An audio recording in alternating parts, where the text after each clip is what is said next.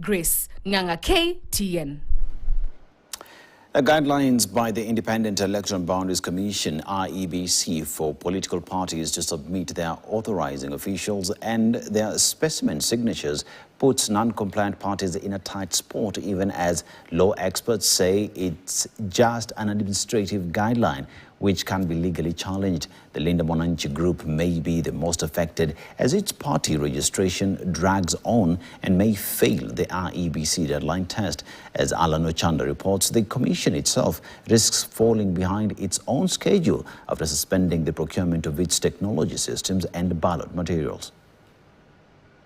With less than a year to the next general election, and the electoral body IEBC has set a raft of guidelines with deadlines that require strict compliance from political parties and political players.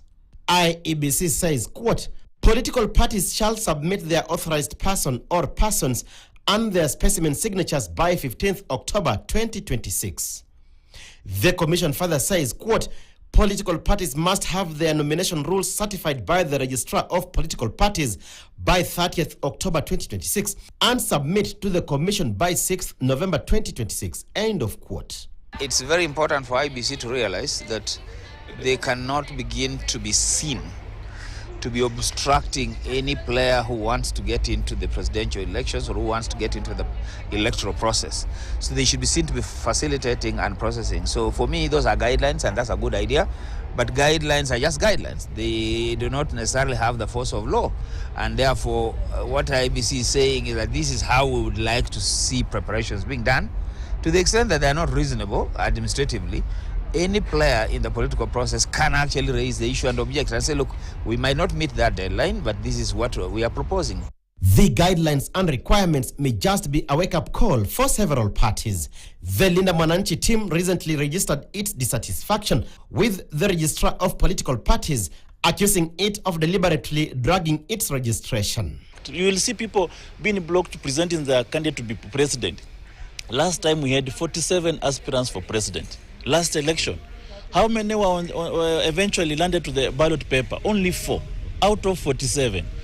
So verily, I say unto you, not everybody who say I'm vying for president will eventually be on the ballot. The IEBC imeweka gazette notice ya program ya uchaguzi. Imepeana zile deadlines. Kama unataka chama yako participate in the next year's election, peleka majina na signatures za watu wa chama yako by 15 October. Mimi naona serikali ya William Ruto imeanza kukoroga na kumchenga ndugu yetu Sifuna. Even if it was a conspiracy, there is a legal mechanism, there's due process to follow, and that can still be waived.